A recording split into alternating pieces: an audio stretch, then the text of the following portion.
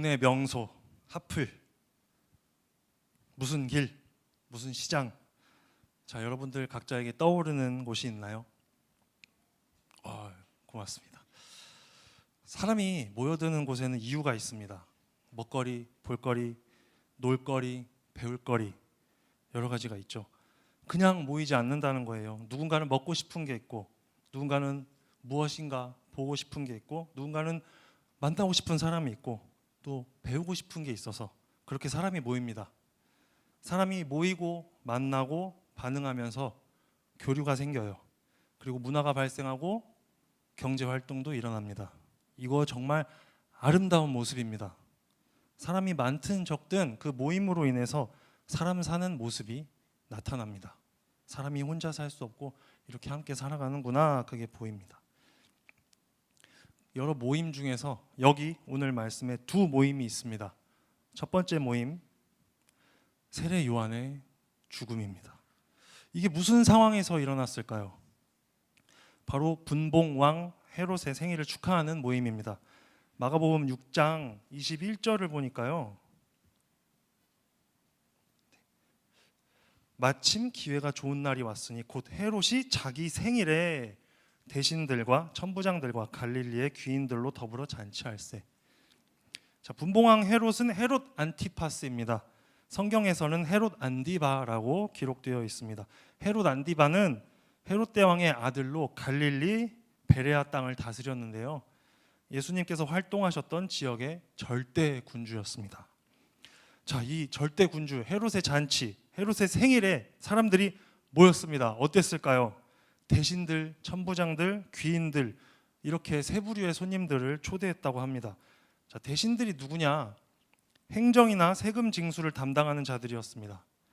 천부장들은 연대장, 사단장, 별 달고 이런 높은 계급의 군인들이었죠. 귀인들은 갈릴리의 지도자들이었습니다. 자, 말 그대로 한 자리 한다는 사람들, 한 힘 한다는 사람들이 모였습니다. 이 사람들에게 어떤 기대가 있었을까요? 그래도 여기 최고 군주 헤롯 왕의 생일 잔치인데 진짜 음식 수준이 다르겠지? 예, 맛있는 거 많겠지? 이번에 무슨 장군님이 온대. 이번에 잘 보이면 한 자리 할 수 있어. 이렇게 드러내기도 했을 겁니다. 그리고 나 헤롯 왕의 생일 축하 모임에 간다. 내 이런 사람이야. 어디 고개 숙여. 네. 이렇게 헤롯을 향한 축하에만 집중되진 않았을 겁니다.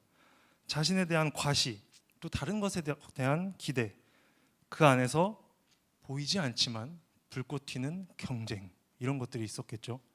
자, 잔치장에 들어왔습니다. 잔치자리에 들어왔습니다. 잔치상은 어땠을까요?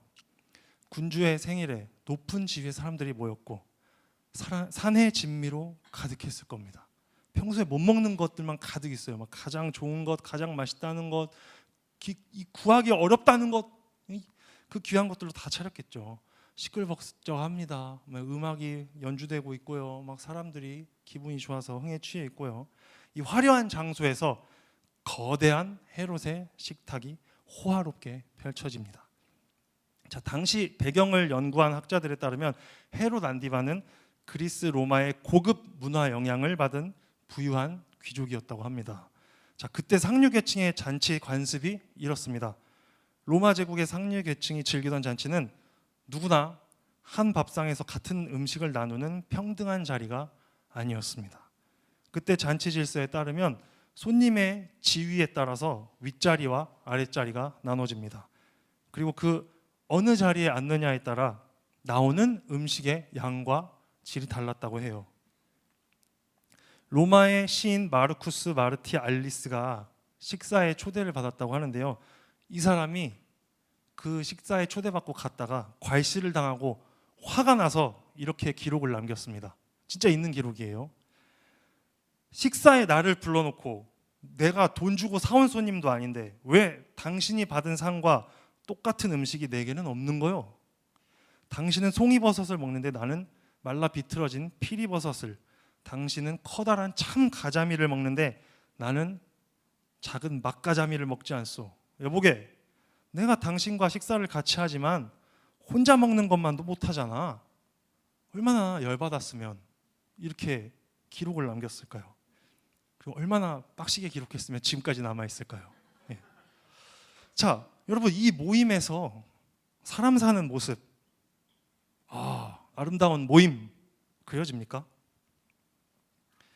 자, 화려한 잔치이지만, 풍성한 식탁이 있지만 아무나 들어갈 수 없었습니다. 그리고 한 자리에서 먹는다 하더라도 자리와 음식에 따라 그 사람의 높낮이가 다름을 느끼게 하고 열등함을 느끼게 하는 차별의 자리였습니다. 그런데 더 충격적인 사건이 이어집니다. 아니, 지금까지도 충격적인데 더 말도 못할 사건이 이어졌어요. 잔치 중간에 헤롯 왕의 부인 헤로디아의 딸이 춤을 췄습니다. 이거 사실 굉장히 이상한 일이에요. 왜냐하면 이런 무희를 맡은 하인들이 분명히 있었을 텐데 공주가 춤을 췄어요. 예. 굉장히 희한한 상황이죠. 그럼에도 헤롯은 기분이 좋았나 봅니다. 뭐든 들어주겠다고 맹세를 했어요. 자, 술에 취해서 흥이 잔뜩 올라서 비틀거리면서 내가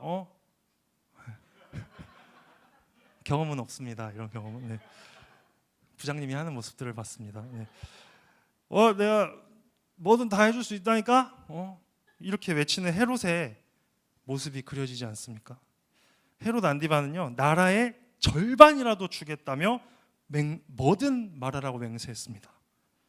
자, 이 모습마저도 자신의 권력을 사람들 앞에 과시하고 있는 거예요. 나 이런 사람이야, 얘들아. 내가 너네 부른 사람이 나 이런 사람이야.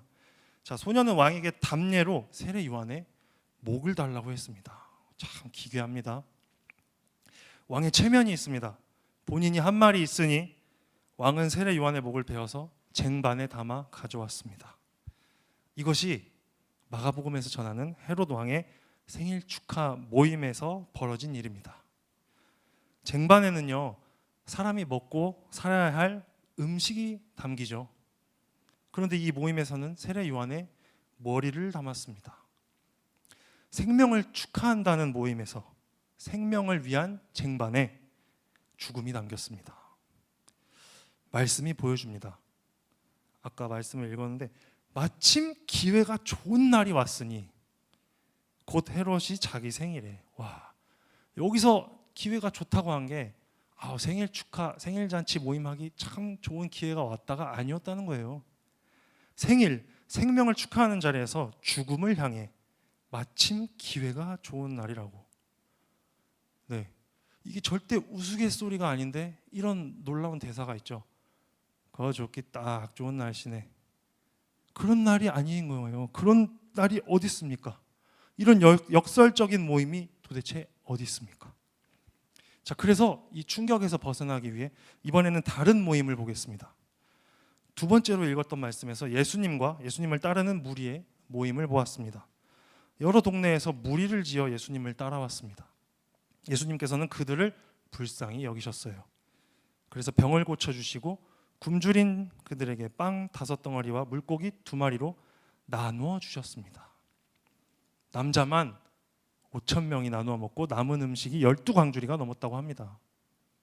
자, 우리는 이 놀라운 모임을 통해서 두 모임을 비교해 봅니다. 자, 마가복음에 순서대로 기록되어 있는 이 두 모임이 사실은 그 시간적으로 이렇게 연속된 사건이 아닙니다. 헤롯의 잔치가 있었고 오병이어 사건이 그 다음에 있었대. 이렇게 그대로 이어졌다고 전하는 게 아니에요. 마가복음 6장 7절을 보시면요.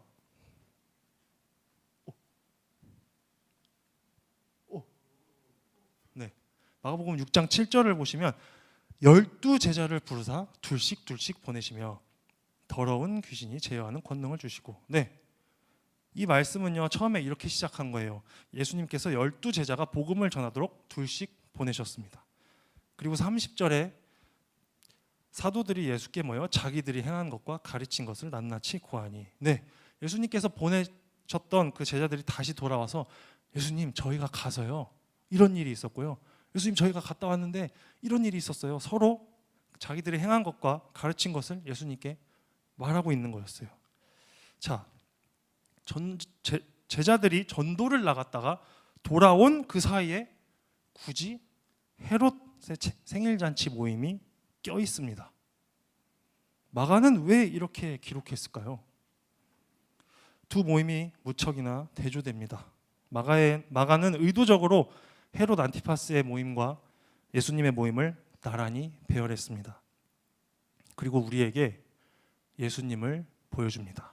예수님께 집중하도록 합니다. 자, 헤롯 안티바의 모임은 화려합니다. 하지만 그 산의 진미의 식탁에 생명은 없었습니다. 아무나 함께할 수 없었고 우월한 지위, 자신의 신분을 한 번 더 과시하고 그렇지 않은 자는 부당함을 맛보는 폭력의 자리였습니다. 나누는 자리가 아니라 나눠지는 자리였습니다. 반면에 예수님의 모임은 소박합니다. 빵 5덩어리와 물고기 2마리로 남자만 5,000명이 함께 먹었습니다. 화려하지 않습니다. 그러나 그 어떤 산의 진미보다 풍성하게 나누었습니다. 계급이 없고 나눠짐이 없었습니다. 생명을 위한 사랑의 나눔만 있었습니다. 이게 예수님 계신 곳의 모임입니다. 오병이어는 빵 5개와 물고기 2마리가 초자연적으로 늘어났더더라, 이걸 강조하는 게 아닙니다. 오병이어는 예수님께서 어떤 분이신지 누구신지 가르쳐 주시는 놀라운 사건입니다. 그래서 오병이어는 유일하게 사복음서에 모두 기록되어 있습니다. 자, 여러분 어느 모임에 가고 싶으십니까? 아유, 할렐루야. 예수님과 함께하는 모임은요, 부족하고 연약하고 때로는 초라해도 그럼에도 어떤 조건과 상관없이 가진 것과 마음을 나누고 함께 할 수 있는 감격이 있습니다. 그것이 때로는 허접하더라도 그것으로 인해서 만족할 수 있는 그 예수님이 있는 모임이 있습니다. 우리가 먹고 보고 즐기는 것, 그 목적이 무엇입니까? 예수님께서 사람들을 먹이시고 사람들에게 보여주신 많은 사역이 있습니다. 그 목적은 눈에 보이는 화려함과 배를 채우는 떡을 위해서가 아닙니다. 예수님께서 풍족하고 화려한 모임을 위해 오셨다면 오병이어의 기적이 매일 일어났다, 그냥 성경에 계속 예수님께서 오늘은 여기 가서 오병이어를, 그 다음 날은 저기 가서 오병이어를, 이것만 기록되어야 있어야 합니다. 아니요, 겨우 오병이어라뇨. 예수님 계신 곳은 오병이어가 아니라 고급 요리, 산의 진미, 애슐리 뺨치는 식탁이 계속해서 차려졌다, 이렇게 기록되어 있어야 합니다. 그리고 그것만이 구원이며 그것만이 기쁨이라고 기록되었어야 합니다. 그러나 예수님께서는 이 땅에서 썩을 양식이 아니라 참 생명을 위해 오셨습니다. 그리고 예수님께서 그분 자체가 영원한 생명이다, 하늘에서 온 생명의 떡이다 말씀하셨습니다. 오병이어, 배불리 먹을 것, 즐길 것, 이것이 모임의 핵심이 아니라 예수님, 예수님의 마음, 예수님을 닮은 삶이 이 모임의 핵심입니다. 말씀은 이걸 전하고 있는 거예요. 성도의 모임은 힘, 재력, 명예, 계급, 화려함, 완벽하게 갖춤, 이 목적이 아니다. 오직 예수 그리스도가 나타나는 자리이다. 크리스마스를 기다리고 있습니다. 자, 세상은 크리스마스라고 외치면서 멋진 음악을 만들고 공연도 하고 많은 상품과 문화를 만들어내고 있습니다. 화려하고 웅장하게 꾸밉니다. 우리가 최고예요. 우리가 제일 커요. 우리가 제일 화려해요. 우리에게 재미가 있어요. 우리에게 산의 진미가 있어요. 사람을 모으려고 이런 것들을 외칩니다. 그래야 살아남을 수 있거든요. 이것이 세상의 원리입니다. 여러분, 세상의 원리는 나쁜 거구나, 이렇게 오해하시면 곤란합니다. 예수님께서는 우리를 위해 이 세상에 오셨어요. 이 세상에서 사람의 몸으로 함께 하셨어요. 다만 예수님께서는 성도의 모임에 세상의 원리를 가져오지 않으셨습니다. 세상이 크리스마스라고 외치는 거예요. 여러분 잘 생각해 보시면 정말 기쁘고 좋은 일입니다. 진짜 좋은 일이에요. 왜냐하면요, 크리스마스에는 그리스도를 뜻하는 크라이스트, 그리고 예배를 뜻하는 마스가 담겨 있습니다. 아직 예수님을 믿지 않는 사람들이 크리스마스라고 외치면서 기뻐하는 건요, 정말 놀랍도록 좋은 일이에요. 그 뜻이 뭔지 몰라도 아직 세상이 그리스도를 예배한다, 야 12월 25일 그리스도를 예배한다가 오고 있어 외치며 기뻐하는 거죠. 얼마나 감사한 일입니까? 안타까운 건 세상이 이 크리스마스를 지우는 작업을 하고 있어요. 아, 크리스마스가 뭐야, 예수, 기독교 이런 거 들어가면 돈이 안 돼. 이제 크리스마스라는 단어도 안 쓰려고 해요. 메리 크리스마스가 아니라 해피 할러데이, 그냥 휴가다, 쉬는 날이다, 좋은 날이다, 먹고 마시고 즐기고 쉬고 놀자, 이렇게 해요. 이 안타까운 현실이 지금 우리 모임 안으로 들어와 있지는 않습니까? 성도의 모임은 더 나아가야 합니다. 예수 그리스도를 아니까요. 크리스마스의 의미를 아니까요. 성도의 모임은 세상의 원리를 필요로 하지 않고 요구하지도 않습니다. 우리가 제일 커요. 우리가 제일 화려해요. 우리에게 산의 진미가 있어요. 야, 우리 무엇을 먹을까? 무엇을 마실까? 무엇을 즐길까? 어떻게 화려하게 해서 모일까? 우리의 추억을 남기자. 우리를 남기자.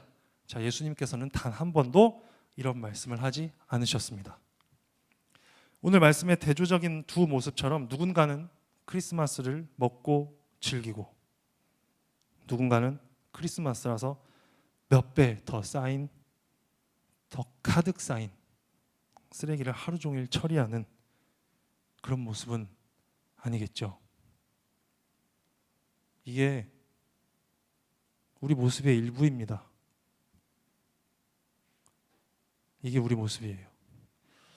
대림절 첫째 주일을 보내고 있습니다. 대림절은 기다림의 기간입니다.